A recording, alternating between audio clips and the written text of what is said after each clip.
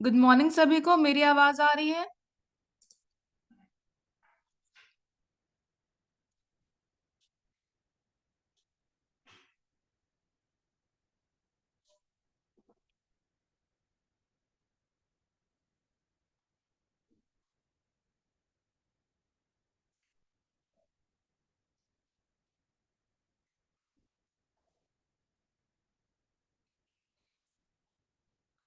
आज हम लोग फिर से ट्रायल बैलेंस कवर करते हैं। कल मुझे बहुत लोगों ने बोला कि उनको डाउट है, उनको थोड़ा बहुत समझ में नहीं आया है, तो आज हम फिर से एक बार ट्रायल बैलेंस को रिकैप करते हैं और उसको क्लियरली समझते हैं। ठीक है। तो ट्रायल बैलेंस हमने पढ़ा था कि ये हमको प्रोवाइड करता है लेजर का फाइनल बैलेंस। ठीक है। और ये क्यों यूज किया जाता है? क्योंकि हमको फाइनेंशियल स्टेटमेंट की जरूरत होती है। तो हमको लेजर के फाइनल अकाउंट से हमको ट्रायल बैलेंस का जो डेबिट और क्रेडिट साइड है वो हमको पता लगाना है कि वो टैली हो रहा है कि नहीं हो रहा है। अगर वो टैली हो जाता है मतलब हमारा ट्रायल बैलेंस करेक्ट है। ठीक है। और हम उससे प्रॉफिट एंड लॉस अकाउंट या बैलेंस शीट हम प्रिपेयर कर सकते हैं। ठीक है। ट्रायल बैलेंस हमको अपनी कंपनी का मैथमेटिकल एक्यूरेसी या फिर बिजनेस ट्रांजैक्शन रिकॉर्ड करने में भी हेल्प करता है। ठीक है। इसके दो मेथड होते हैं। ठीक है। हमने दो मेथड पढ़ा था, टोटल मेथड और बैलेंसिंग मेथड।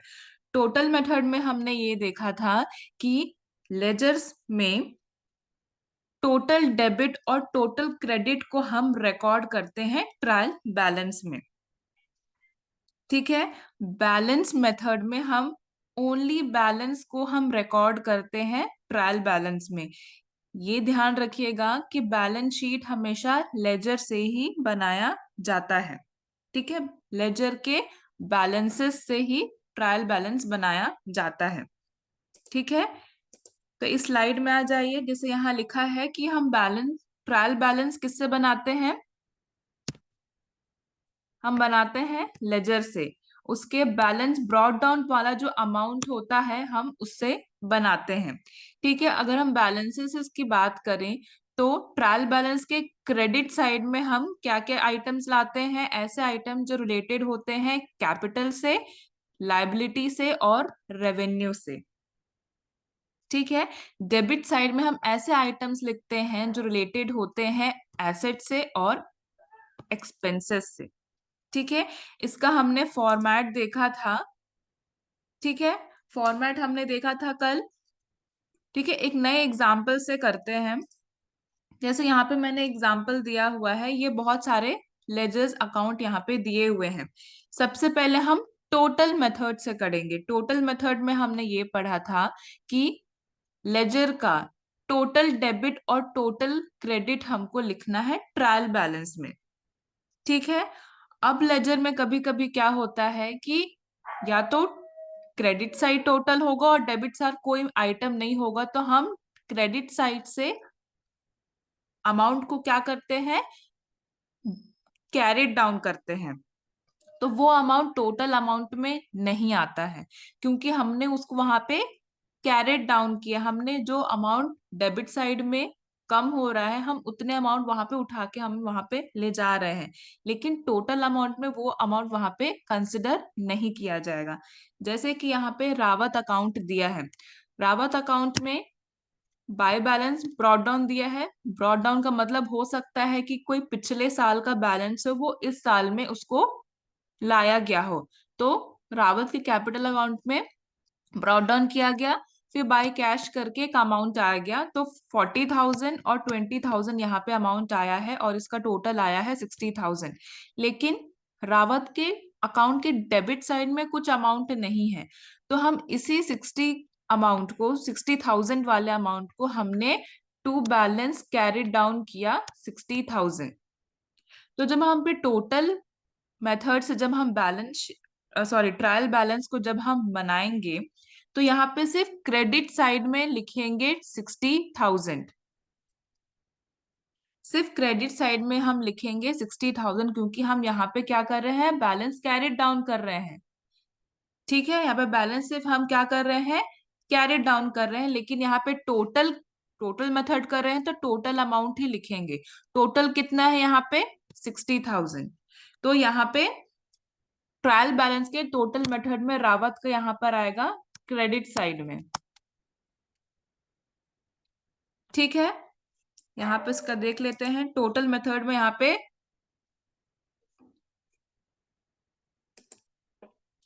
रावत अकाउंट का यहाँ पे क्रेडिट साइड में आएगा 60,000। ठीक है, नेक्स्ट अकाउंट में जाते हैं हम, रोहन के कैपिटल अकाउंट में। ठीक है, इसका भी अमाउंट देखते हैं। यहाँ पर है to cash, to balance brought down और परचेजेस। ठीक है, यहाँ पे कैरी डाउन वाला अभी हम नहीं देखेंगे। यहाँ पे टोटल कितना हो रहा है? 40,000 हो रहा है डेबिट साइड में। और रावत के अकाउंट के क्रेडिट साइड में कितना टोटल हो रहा है? 10,000 प्लस 50,000, टोटल कितना हो रहा है? 60,000।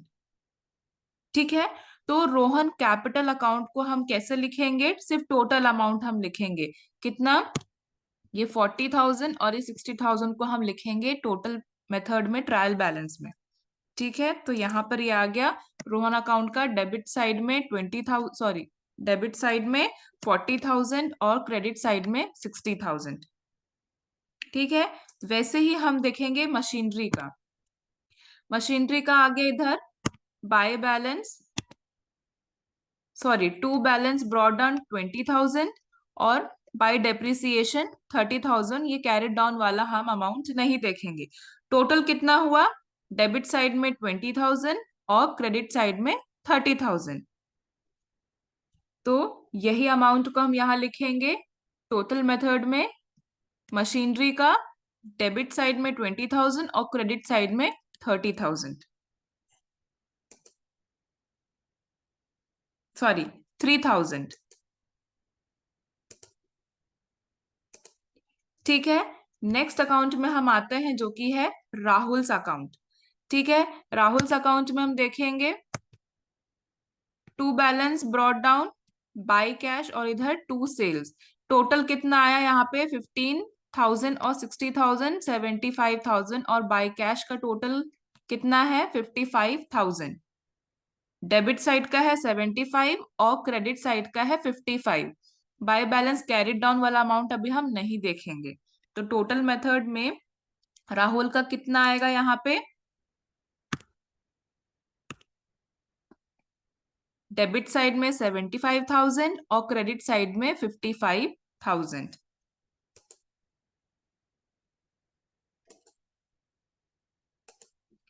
नेक्स्ट अकाउंट देखते हैं, सेल्स अकाउंट। सेल्स अकाउंट में आ गया यहाँ पे बाय राहुल 60,000, बाय कैश 10,000। यहाँ पे जो टू ट्रेडिंग लिखा है, यहाँ पे टू ट्रेडिंग इसलिए लिखा है क्योंकि जो सेल्स का जो अमाउंट होता है वो हम direct trading and profit and loss account में हम ट्रांसफर करते हैं। टू ट्रेडिंग लिखने के बजाय हम यहाँ पे टू बैलेंस कैरी डाउन भी लिख सकते हैं। ठीक है, इसमें कंफ्यूजन मत हुइएगा कि टू बैलेंस ब्रॉट डाउन या फिर आप टू बैलेंस ब्रॉट डाउन करके ही लिखे ताकि आपको क्लैरिटी हो। ठीक है, तो यहाँ पे बाय राहुल 60,000, बाय कैश 10,000। यहाँ पे बाय बैलेंस कैरिड डाउन है, ये अमाउंट हमको नहीं देखना है, तो सिर्फ इसके क्रेडिट साइड में कितना है? 70,000। तो सेल्स का अमाउंट टोटल मेथड के ट्रायल बैलेंस में सिर्फ क्रेडिट साइड में जाएगा 70,000। ठीक है, नेक्स्ट अकाउंट हम देखते हैं कैश अकाउंट। कैश अकाउंट में भी डेबिट साइड में to balance brought down, to capital, to Rahul, to sales, total आ जाएगा यहाँ पे 1 लाख। क्रेडिट साइड में by Rohan, by wages, by purchases कितना आ जाएगा टोटल?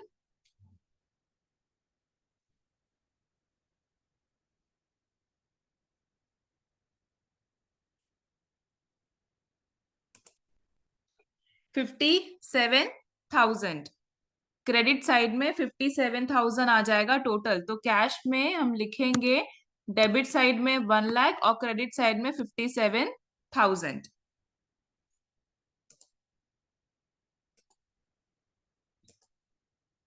ठीक है, नेक्स्ट देखते हैं वेजेस अकाउंट।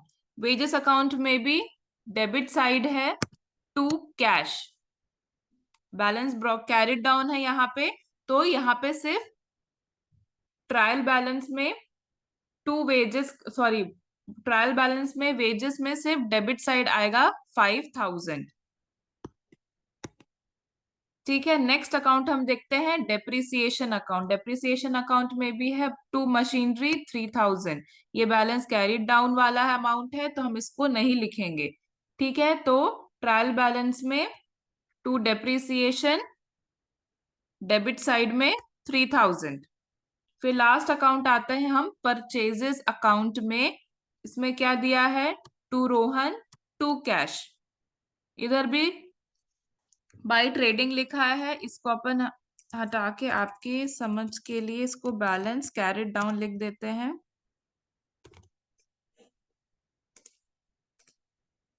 ठीक है, कितना आ गया यहाँ पे, 62,000। ये है टोटल परचेजेस का। तो यहाँ पर परचेजेस अकाउंट डेबिट साइड में 62,000। जब हम डेबिट साइड को प्लस करेंगे और हम क्रेडिट साइड को जब प्लस करेंगे तो ये दोनों अमाउंट इक्वल आना चाहिए। डेबिट और क्रेडिट टैली होना चाहिए। अगर ये टैली होता है मतलब हमारा ट्रायल बैलेंस करेक्ट है। ठीक है, ये टोटल मेथड सभी को समझ में आ गया, ये क्लियर है।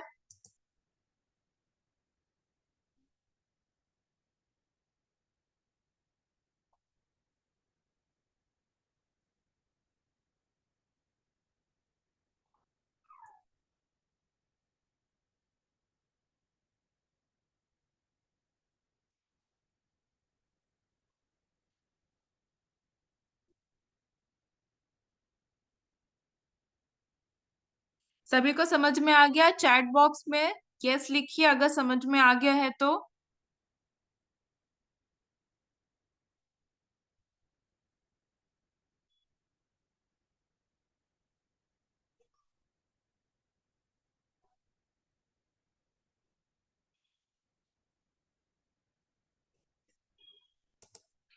ठीक है, ये था हमारा टोटल मेथड। अब हम बैलेंस मेथड में जाते हैं। बैलेंस मेथड में हमको बस ये ध्यान रखना है कि जो बाई बैलेंस या टू बैलेंस ब्रॉट डाउन वाला अमाउंट होता है, ठीक है, उसे हम लिखेंगे।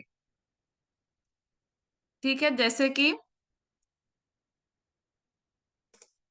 ये रावत अकाउंट है। ठीक है, सबसे पहला है हमारा रावत अकाउंट।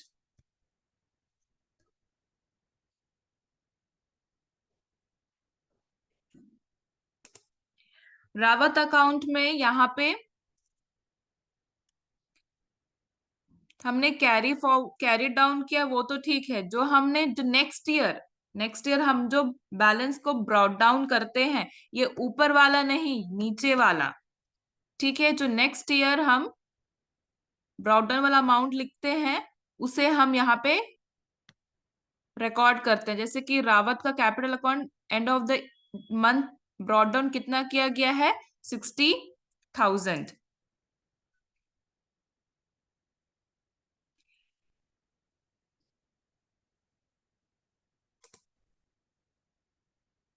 ठीक है, 60,000। तो यहाँ पे ये बैलेंस मेथड में रावत का आएगा क्रेडिट साइड में 60,000, क्योंकि यहाँ पे ये क्रेडिट साइड दिया हुआ है। ठीक है, वैसे ही हम लिखेंगे रोहन का। रोहन का बाई बैलेंस ब्रॉट डाउन, ये वो इसे नहीं लिखना है। बाई बैलेंस ब्रॉट डाउन अगर ऊपर लिखा है मतलब कि पिछले साल का जो होगा वो इस साल रोहन के में दिखाया है। हमको बैलेंस ब्रॉडन हम जो अगले साल या फिर अगले मंथ जो भेजेंगे वो वाला बैलेंस ब्रॉडन हम नीचे लिखते हैं। ठीक है, तो रोहन का बैलेंस ब्रॉड डाउन 10,000, परचेजेस 50,000, आगे यहाँ पे 60,000। डेबिट साइड में टू कैश आ गया 40,000।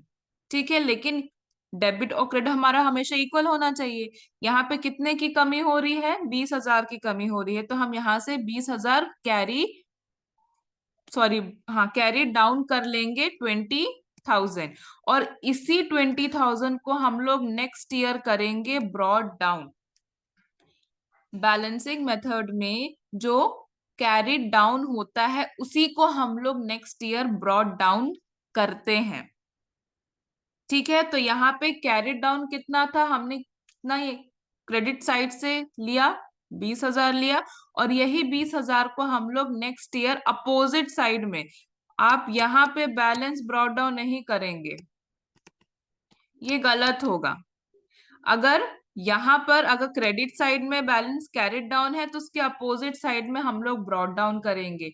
यहाँ पे डेबिट साइड में कैरिड डाउन है, इसलिए हमने क्रेडिट साइड में ब्रॉड डाउन किया।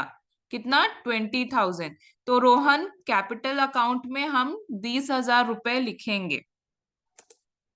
ठीक है, रोहन अकाउंट क्रेडिट साइड में 20,000 रुपए।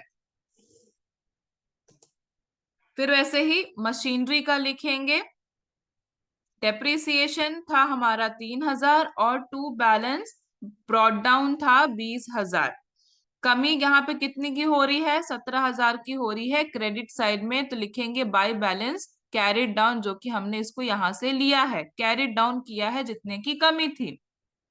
ठीक है, तो 17,000 रुपए हम ब्रॉड डाउन करेंगे नेक्स्ट ईयर, जो कि हम लिखेंगे अपोजिट साइड में टू बैलेंस ब्रॉड डाउन 17,000 रुपए। ठीक है, तो मशीनरी अकाउंट हो जाएगा डेबिट साइड 17,000 रुपए। ठीक है, नेक्स्ट है हमारा राहुल्स अकाउंट। राहुल्स अकाउंट में टू बैलेंस ब्रॉड डाउन हो गया 15,000 रुपए, टू सेल्स हो गया 60,000 रुपए, बाई कैश 55,000 रुपए। ठीक है, ये टोटल आ गया था कितना? 75। यहाँ का टोटल कितना आ रहा था? 55। यहाँ पे कमी कितने की हो रही है? 20,000 रुपए की हो रही है, तो बाई बैलेंस कैरी डाउन करके हम लिखेंगे 20,000 रुपए, और वही 20,000 रुपए को हम लोग नेक्स्ट ईयर या नेक्स्ट मंथ हम ब्रॉड डाउन करेंगे। To balance brought down 20,000 rupees. तो राहुल अकाउंट भी डेबिट साइड में होगा क्या? 20,000। राहुल 20,000। ठीक है, नेक्स्ट है हमारा सेल्स अकाउंट। सेल्स अकाउंट में by Rahul 60,000, by cash 10,000, total कितना है? 70,000।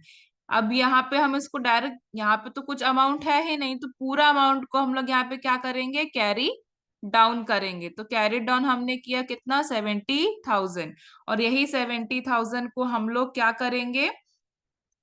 बैलेंस शीट में लिखेंगे क्रेडिट साइड, क्योंकि जस्ट अपोजिट साइड में ये क्या होगा? ब्रॉड डाउन होगा। ठीक है, यहाँ पे ब्रॉड डाउन की मैंने एंट्री नहीं की है, लेकिन यही अमाउंट यहाँ पे बाई बैलेंस ब्रॉड डाउन 70,000। ठीक है, तो क्रेडिट साइड में लिखेंगे सेल्स 70,000।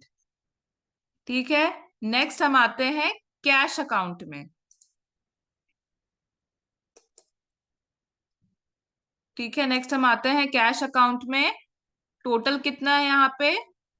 10,000, और रोहन, सॉरी, कैश अकाउंट के क्रेडिट साइड में by Rohan, by wages, by purchase, total कितना आ रहा था? 57,000। कमी कितने की हो रही थी? बाय बैलेंस कैरिड डाउन करके 43,000। तो इसी 43,000 को हम लोग carried down, sorry, broad down करेंगे अपोजिट साइड में। तो कैश अकाउंट आएगा डेबिट साइड में 43,000। कैश अकाउंट डेबिट साइड में 43,000। वैसे ही वेजेस का करेंगे। वेजेस का कैरी डाउन कितना हो रहा था? यहाँ पे 5,000 हो रहा था, तो इसको अपन डेबिट साइड में लिखेंगे 5,000। ठीक है, डेबिट साइड यहाँ पे आ जाएगा 5,000। वैसे ही डेप्रिसिएशन और परचेसेस का भी देखेंगे। यहाँ पे क्रेडिट साइड में कैरिड डाउन हो रहा है, तो ब्रॉड डाउन कहाँ होगा? डेबिट साइड में 3,000। वैसे ही परचेजेस का क्रेडिट साइड में ब्रॉड डाउन हो रहा है, तो डेबिट साइड में होगा हमारा ब्रॉड डाउन 62,000। तो ये दोनों डेबिट साइड में आएगा, डेप्रिसिएशन और machinery. Depreciation of machinery debit side में 3000 और 62,000, और ये को प्लस करेंगे तो ये हो जाएगा हमारा tally. 1,50,000 debit side, 1,50,000 credit side. Clear है?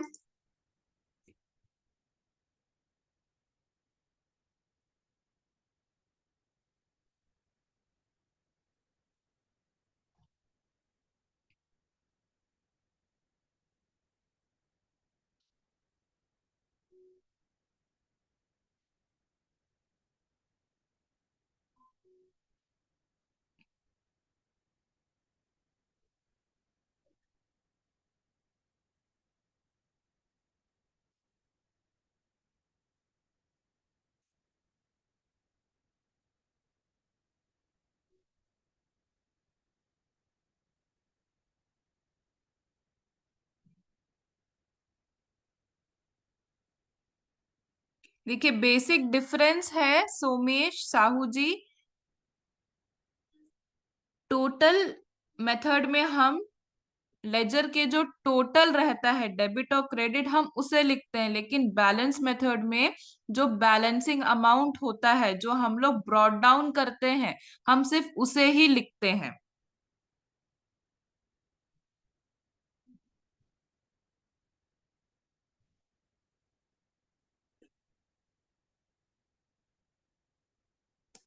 ठीक है, नेक्स्ट हम लोग आगे बढ़ते हैं। कल मैंने जो बताया था कि ट्रायल बैलेंस हमारा टैली होना चाहिए। अगर हमारा ट्रायल बैलेंस टैली नहीं होता है तो हम ये सोचते हैं या फिर हम ये कंसिडर करते हैं कि हमारा फाइनेंशियल जो स्टेबिलिटी है वो सही नहीं है, या फिर जो हमारे ट्रांजैक्शन है हमने उसमें कुछ एरर किया है।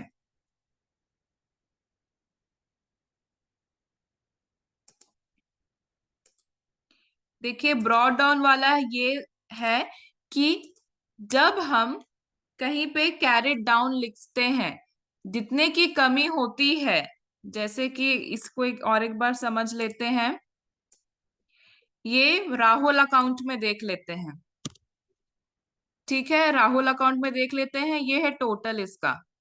डेबिट साइड में कितना है? 75,000, और क्रेडिट साइड में भी 75,000। लेकिन जब हम एक्चुअल टोटल करेंगे तो ये कैरी डाउन वाला अमाउंट को हम लोग नहीं देखते हैं, क्योंकि कैरी डाउन मतलब कि यहाँ पे कमी है, क्रेडिट साइड में कमी है, तो इतना हमने जितने की कमी है हमने उसको कैरी डाउन करके यहाँ पे लिखा है। मीन्स 75,000 डेबिट साइड में है और टोटल क्रेडिट साइड में है 55,000। माइनस करेंगे तो 20,000 यहाँ पे कमी हो रहा है, कहाँ पे? क्रेडिट साइड में। तो इसी 20,000 को हम लोग बाय बैलेंस कैरिड डाउन करके यहाँ लिख देंगे। यही balance carried down next month या नेक्स्ट ईयर, जैसे भी डेट के हिसाब से, क्वेश्चन के हिसाब से, हम इसी बैलेंस कैरिड डाउन वाले अमाउंट को हम लोग अपोजिट साइड में बैलेंस ब्रॉट डाउन करके लिखते हैं।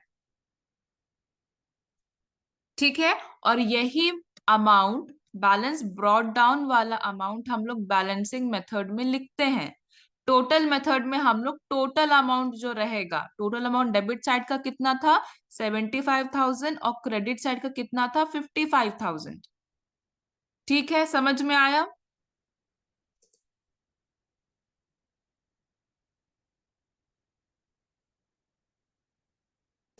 ठीक है, अब हम आते हैं एरर्स में कि क्या क्या कॉमन गलतियां हो सकती है ट्रायल बैलेंस जब हम बनाते हैं।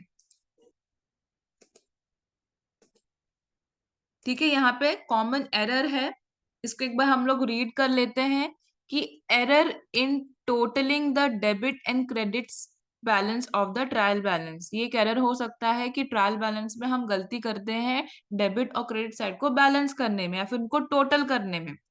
Error in totalling the subsidiary books, error in posting of the total of subsidiary book, error in showing account balance in wrong column of trial balance or in wrong amount। Trial balance में हम item को या फिर गलत column में लिख लेते हैं या फिर गलत अमाउंट लिख देते हैं। Omission in showing an account balance in trial balance, या फिर कोई आइटम या फिर कोई अकाउंट हम मिस कर देते हैं ट्रायल बैलेंस में मेंशन करने के लिए। Error in calculation of ledger account balance, जो हम जिस अकाउंट हम लोग ट्रायल बैलेंस किससे बनाते हैं, लेजर से बनाते हैं। लेजर के कुछ अमाउंट में ही हम क्या कर लेते हैं, बैलेंस हम गलत कर लेते हैं, वो भी एक एरर हो सकता है, मतलब कैलकुलेशन हम गलत करते हैं। Error while posting a journal entry, journal entry may not have been posted properly to the ledger, that is posting made either with wrong amount or on the wrong side of the account or wrong amount। ठीक है, ये गलती हो सकती है। Error in recording a transaction in a journal, making a reverse entry, that is amount to be debited is credited and amount to be credited is debited. ठीक है, ये गलती हो सकती है एंट्रीज करने में कि जो अमाउंट हमको या फिर जो अकाउंट हमको क्रेडिट करना था वो डेबिट हो गया है, या जो अकाउंट हमको डेबिट करना था वो क्रेडिट हो गया है। और एक एरर हो सकता है recording a transaction in subsidiary book with wrong name और रॉन्ग अमाउंट। ठीक है, ये गलतियां हो सकती है, ये कॉमन एरर है जो हो जाती है। ठीक है, इसको ध्यान में देते हुए चार हम एरर को क्लासिफाई करते हैं। सबसे पहला है एरर ऑफ कमीशन, दूसरा है एरर ऑफ ओमिशन, तीसरा है एरर ऑफ प्रिंसिपल और चौथा है कंपनसेटिंग एरर्स। इसको अपन लाइन से देख लेते हैं। सबसे पहला है एरर ऑफ कमीशंस। ठीक है, एरर ऑफ कमीशन क्या कहता है, these are the error which are committed due to wrong posting of transaction, wrong tallying or wrong balancing of account, wrong casting of the subsidiary book or wrong recording of amount in the book of original entry। ठीक है, यहाँ पे error of commission क्या होता है कि हम गलत ट्रांजैक्शन को पोस्ट कर लेते हैं, या तो फिर हम गलत टोटल करते हैं या रॉन्ग बैलेंसिंग करते हैं। ठीक है, यहाँ पे एग्जाम्पल दिया है, Rajan traders paid ₹25,000 to Pritpal traders. Rajan trader ने पैसे दिए प्रीतपाल ट्रेडर्स को, कितने, 25,000 रुपए। This transaction was correctly recorded in the cash book, but while posting to the ledger, Preetpal account was debited with ₹2,500 only. This constitute an error of commission। ठीक है, ये तो एग्जाम्पल समझने में ही पढ़ने में ही समझ में आ रहा है कि यहाँ पे गलत ट्रांजैक्शन हुआ है। जो चीज 25,000 हमको लिखना था वो हमने 2,500 लिख दिया है। ठीक है, तो ये होता है हमारा एरर ऑफ कमीशन। ठीक है, एरर ऑफ कमीशन समझ में आया।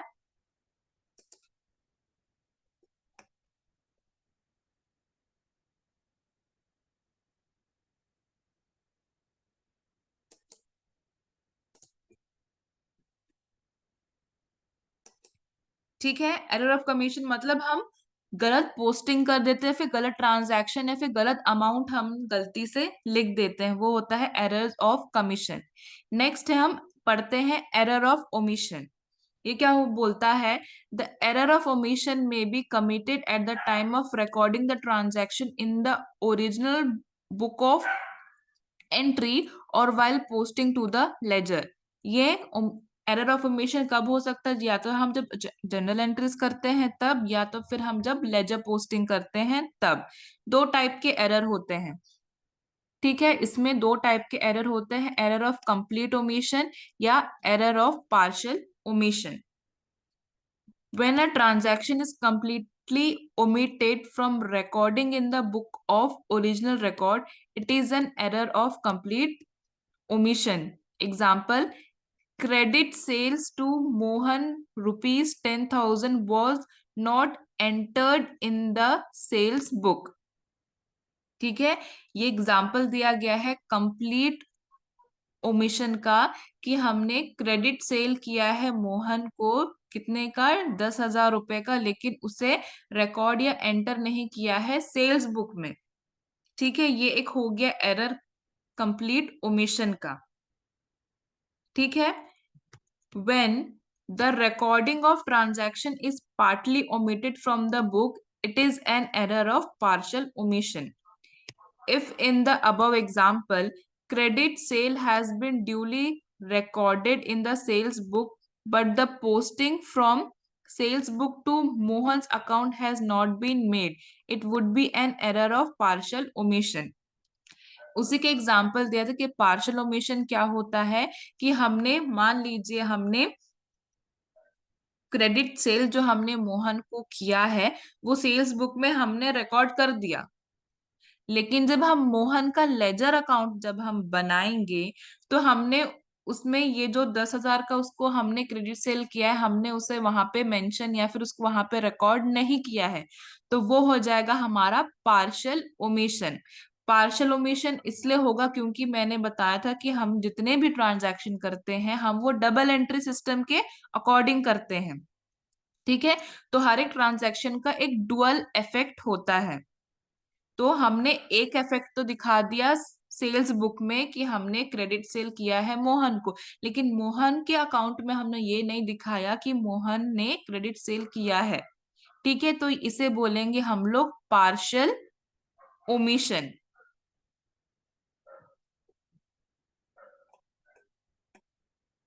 ठीक है, ये समझ में आया? कंप्लीट ओमिशन और पार्शियल ओमिशन समझ में आया सभी को?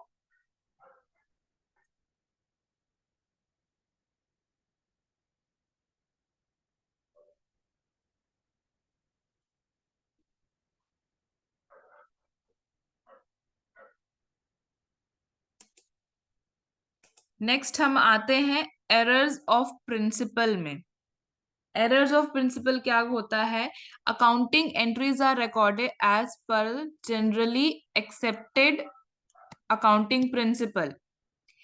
If any of these principles are violated or ignored, errors resulting from such violation are known as errors of principle.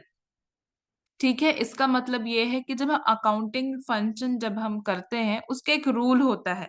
जैसे हमने पढ़ा था रूल्स डेबिट और क्रेडिट का, अगर ये डेबिट और क्रेडिट रूल्स हम इग्नोर कर देते हैं या तो फिर हम उसका वॉलेशन करते हैं तो उसे हम लोग बोलते हैं प्रिंसिपल ऑफ एरर। ठीक है, जैसे यहाँ पे दिया हुआ है an error of principle may occur due to incorrect classification of expenditure और receipt between capital and revenue.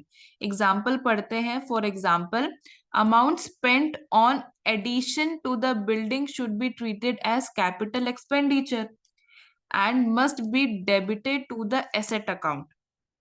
Instead, if this amount is debited to maintenance and repair, this has been treated as a revenue expense. This is an error of principle. ठीक है, ये error of principal का मतलब क्या होता है? जो हम जितने भी ट्रांजैक्शन करते हैं उसका जैसा नेचर है हमको उसी में उसको क्लासिफाई करना है।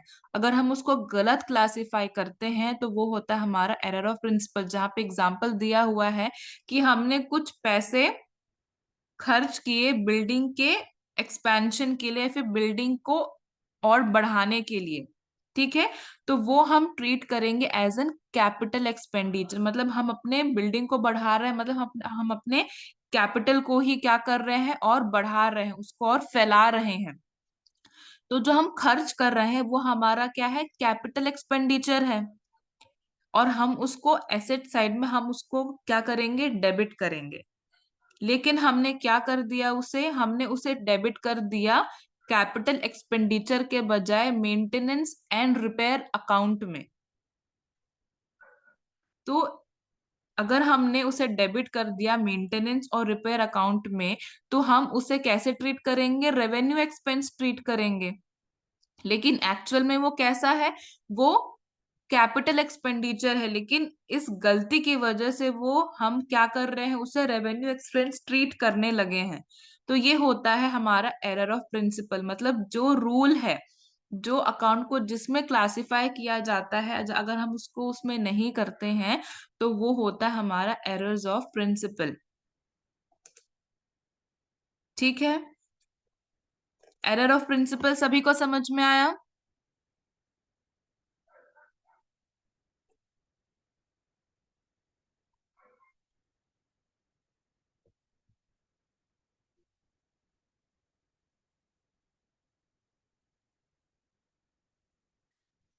मैं फिर से एक बार समझाती हूँ एरर ऑफ प्रिंसिपल।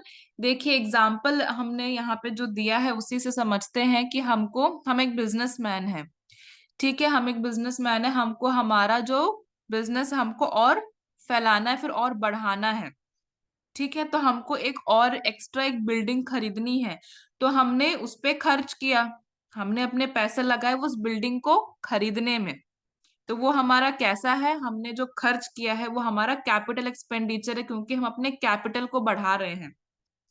कैपिटल को बढ़ा रहे हैं मतलब हम अपने बिजनेस को बढ़ा रहे हैं। ठीक है, तो उसे हम ऐसे ट्रीट करेंगे कि हमारा वो एसेट है और हम उसे डेबिट साइड में हम उसे रिकॉर्ड करेंगे।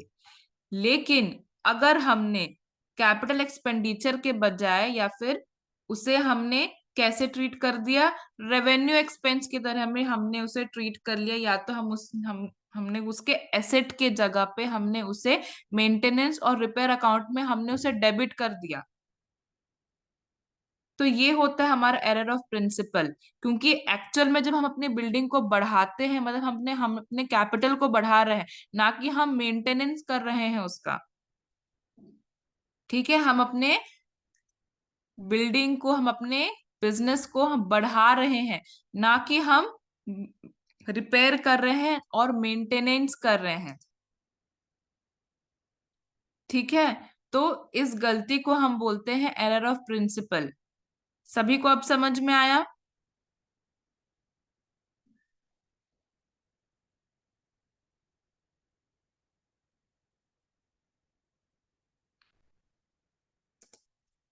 नेक्स्ट हम लोग जाते हैं कंपनसेटिंग एरर्स में, इसे एक एग्जांपल से समझते हैं।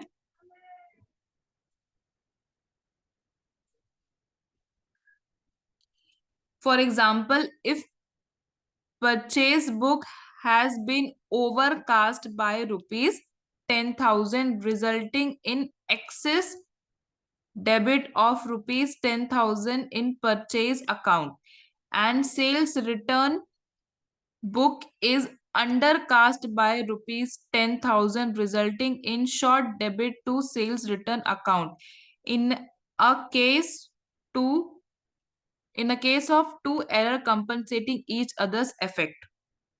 मतलब कि यहाँ पे मान लीजिए ए है और बी है, ये हमारा परचेज है और ये हमारा सेल्स है। सेल्स में एग्जाम्पल बोल रहा है हमारे पास ज्यादा हो गया है 10,000 रुपीज, हमने यहाँ पे डेबिट कर दिया है एक्स्ट्रा क्या, 10,000 रुपीज। ठीक है, लेकिन सेल्स बुक ने हमने गलती में क्या कर दिया है, अंडर कास्ट कर दिया है 10,000 रुपीज, तो हमने उसे भी डेबिट कर दिया है 10,000। तो ये दोनों एक दूसरे को कंपनसेट कर ले रहे हैं,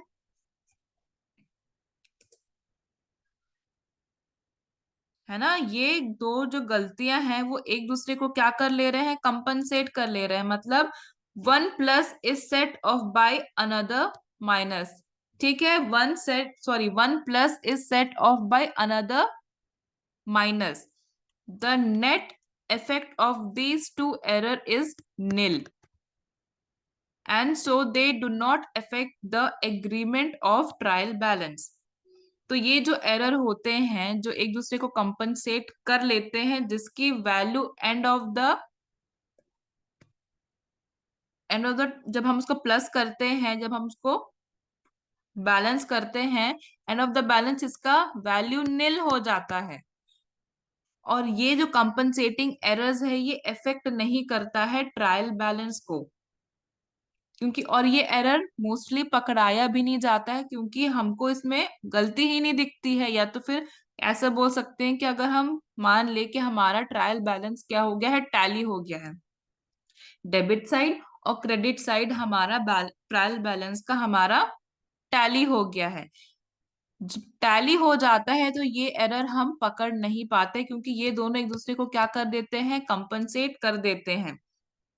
ठीक है, अगर डेबिट साइड में ज्यादा है तो क्रेडिट साइड में उसको कम दिखा दिया गया है। हालांकि ये एरर ही है ये दोनों, लेकिन एक दूसरे को क्या कर लेते हैं, कंपनसेट कर देते हैं, जिसकी एंड ऑफ द बैलेंस इसकी कोई वैल्यू नहीं होती है। ये दो एरर निल आ जाते हैं। ठीक है, समझ में आया कंपनसेटिंग एरर्स?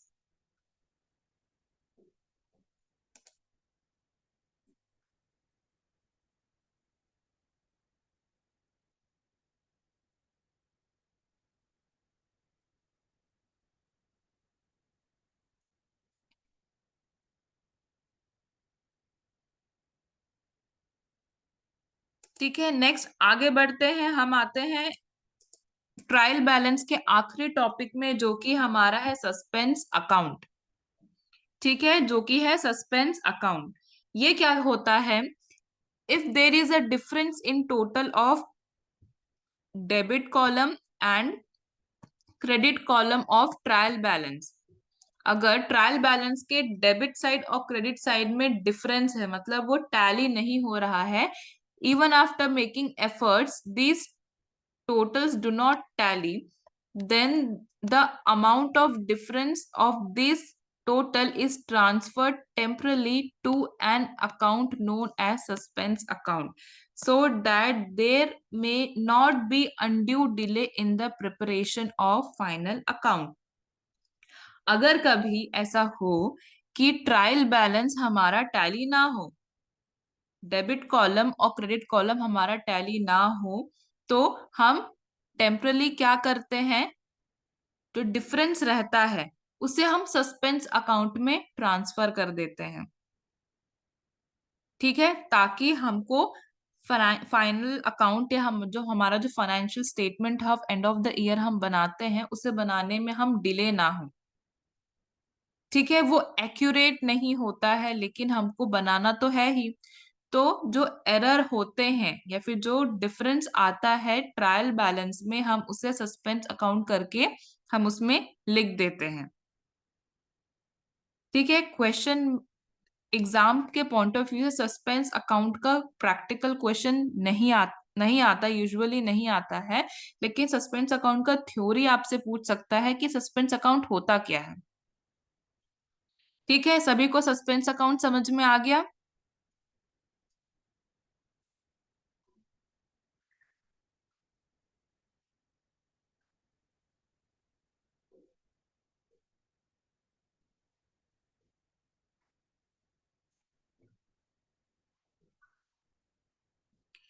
सस्पेंस अकाउंट ऐसे अकाउंट होते हैं जहां पे हम ट्रायल बैलेंस का जो डिफरेंस होता है उसे हम वहां पे ट्रांसफर कर देते हैं।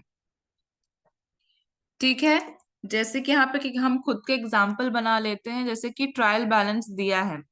ठीक है, उसका डेबिट साइड मान लीजिए 30,000 दिया है, लेकिन क्रेडिट साइड में हमारा 20,000 दिया है। ठीक है, डिफरेंस कितना आ रहा है दोनों के बीच में? 10,000 आ रहा है, मतलब 10,000 का डिफरेंस है हमारे ट्रायल बैलेंस में, मतलब क्रेडिट साइड में कुछ ना कुछ कमी है। ठीक है, तो जब हम ट्रायल बैलेंस के जब हम आगे बनाते हैं, तो हम सस्पेंस अकाउंट करके अकाउंट बनाते हैं, जिसमें हम ये जो 10,000 रुपए है इसे हम यहाँ पे ट्रांसफर कर देते हैं। ठीक है,